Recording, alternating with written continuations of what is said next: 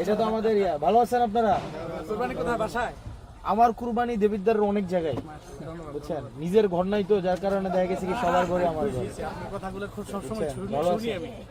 আমি সব এলাকায় যাবো, যেখানে রিজিক থাকে খাবো। ঠিক আছে, রান্না করেন। ঠিক আছে, আসসালামু আলাইকুম। ভালো আছিস? আমি খুব ভক্ত ভাই।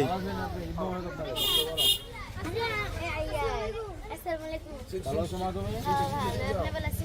আসসালামু আলাইকুম। আমরা যাওয়ার জন্য খাও বলে এমপি সাহেব দিয়ে গেছে। এমপি সাহেব দিছে।